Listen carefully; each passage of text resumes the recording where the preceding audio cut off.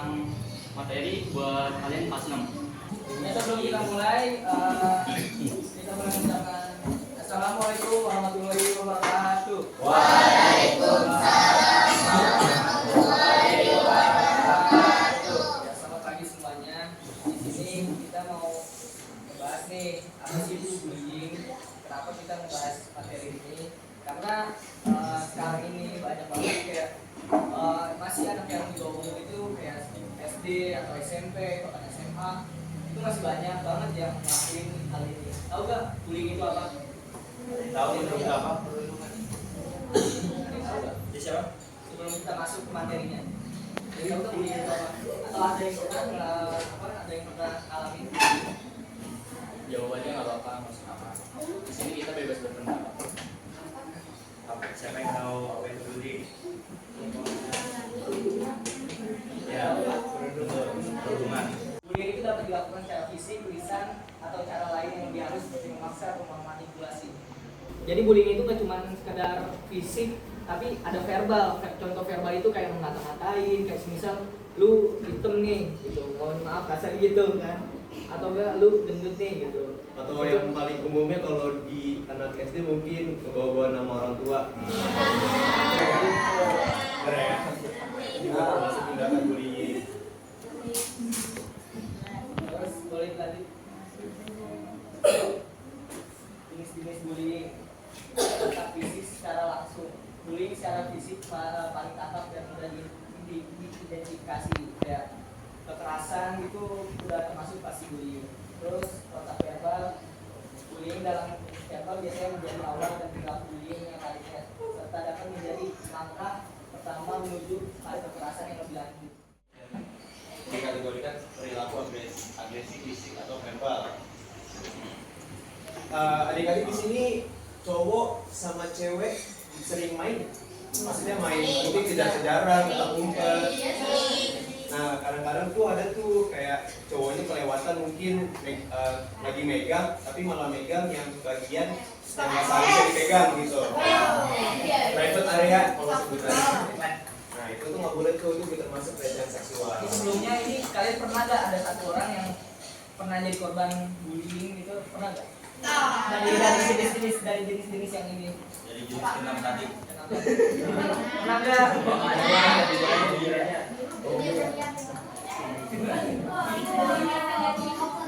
Ya semoga aja gak ada ya. Gak ada juga yang jadi pelakunya. Oke, dampak bullying, gangguan psikologi, emosi negatif, dendam, marah, kesal, tertekan, malu, sedih, takut dan lain-lain. Dampak psikologi ekstrim, cemas, berlebihan, keinginan bunuh diri, susah berkonsentrasi, takut, datang ke sekolah. Jadi dampak bullying ini besar banget teman-teman. Kalau misal banyak kasus di Indonesia ini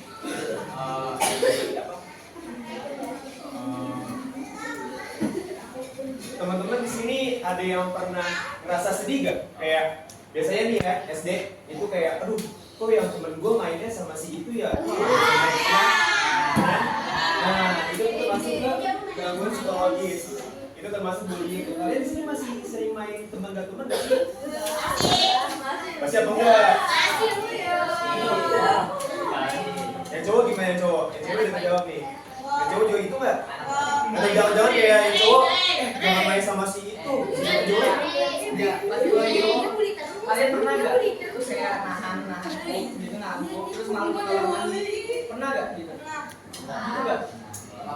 Jadi pengen cuma ditahan kalian karena takut pas gua balik ke kelas diketawain atau diledekin. Malu gitu, malu. Saya sepeda.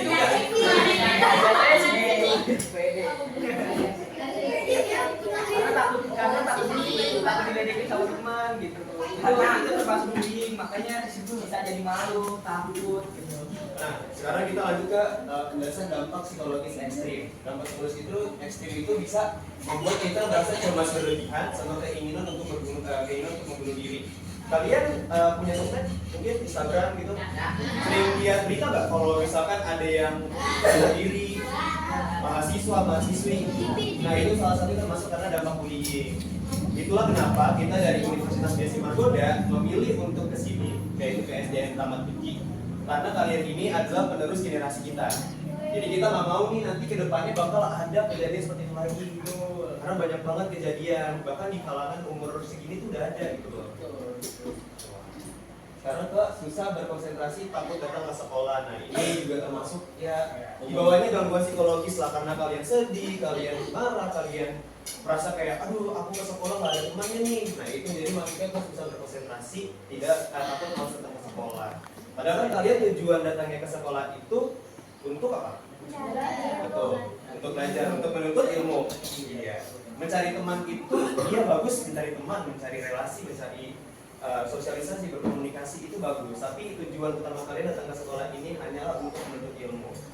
Jadi untuk mengatasi bullying ini adalah di konteks selanjutnya nih. Nah, ini ada cara mengatasi bullying. Nah, contohnya dia, yang pertama itu adalah laporkan kasus bullying kepada pihak yang berwenang, seperti pengajar, wali kelas, atau bagian sumber daya manusia. Di sini kalian kalau ngadu ke siapa? Gurunya? Atau takut buat ngadu? Kalau kalian kalau kalian ngalamin bullying, jangan takut buat ngadu ke orang tua atau guru, bahkan jangan takut. Kenapa? Soalnya kalau dibiarkan, itu bullying semakin merajalela, semakin menjadi-jadi buat kedepannya. Nah kalian harus terbuka juga sama orang guru kalian juga. Nih, di sini Kalau berani balas banget sih kok. di sini kan kalian kelas 6 ya? Benar. Kalian kan tadi masuk SMP nih. Di sini belum ada yang namanya bimbingan konseling. Kalau di SMP nanti ada bagian guru, itu dia bimbingan konseling. Nah di situ tuh nanti kalian tuh bisa tuh kalau misalkan lagi pengen curhat gitu, curhat karena dibully, curhat karena dijauhin, atau kalian bisa datang ke bimbingan konseling, adunya ke sana. Nah bimbingan konseling ini nanti yang akan melanjutkan pengajaran presentasi kita lah. Nanti mereka itu bakal yang ngajarin gimana cara mengatasi bullying, pelecehan seksual dan lain sebagainya. Yang kedua itu adalah menanamkan nilai-nilai positif, ajarkan anak untuk bersikap baik kepada orang lain, menghargai sesama dan memiliki empati. Nah, tindakan bullying ini tidak akan terjadi kalau misalkan tidak ada api. Kalian di sini harus ngajarin nih nilai-nilai positif ke teman-temannya, saling ngajarin, saling berbaik hati. Jangan ada yang kayak langsung ngata-ngatain lah, itu yang bikin bullying ada gitu loh. Terus memberikan sanksi tegas, kepada pelaku bullying. Nah, sanksi tegasnya ini itu bisa banyak konteksnya teman-teman ya. Kalian bisa, kalau aku dulu, jujur aku juga dulu korban bully di SD. Kalau aku itu melapornya itu ke orang tua aku. Jadi orang tua aku lah yang akan memberikan sanksi tegas kepada orang tua si pelaku bullying. Jadi jangan takut buat ngadu orang tua. Iya. Karena ini nanti akan mengaruh ke psikologis kalian. Kalau misalkan kalian nanti kayak dibully tapi kalian diam doang, nanti kalian akan kebawa terus sampai SMP, SMA. Kalian jangan takut sama bullying, sama bullier sebutannya, bukan bullying. Bullier itu dialah yang membuli. Nah kalau kalian takut, nanti ke depan-depannya kalian bakal terus gitu. Kalian nggak bakal berani untuk menghadapi mereka. Soalnya di kalian SD nih, nanti masuk SMP, ke SMA, ke kuliah, kalian bakal ketemu yang bakal lebih parah lagi bullyingnya, tindakan lebih parah. Level bisa membunuh itu, bahkan kayak banyak lah kejadian yang dari SMA ke SMA itu jadi bakal buku atau berantem itu gara-gara masalah kecil Dan bahkan paling parahnya pelecehan itu.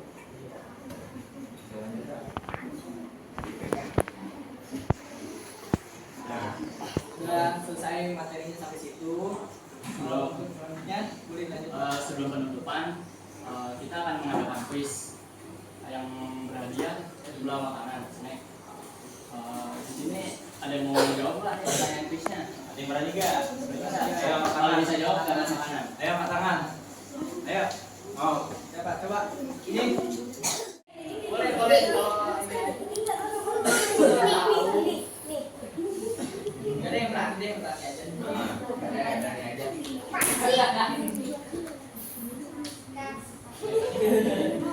Bisa baik kan? Gak banyak ngomongnya. Aku pangannya sih kok. Gas orang tua. Nah, ayo. Boleh berdiri.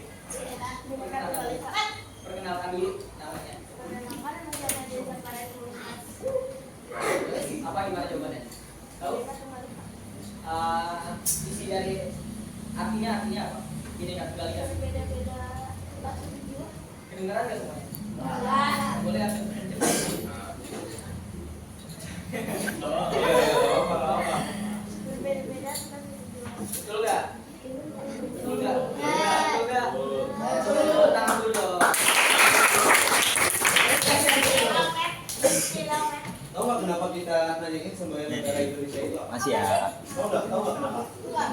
Tadi kan dijelasin ya artinya itu berbeda-beda tetapi satu ya. Nah itulah kenapa jangan kalian nanti kayak ih sini orang Jawa, ih sini orang Batak, ini orang Sunda. Yang itu tuh. Boleh tuh. Termasuk kasus bullying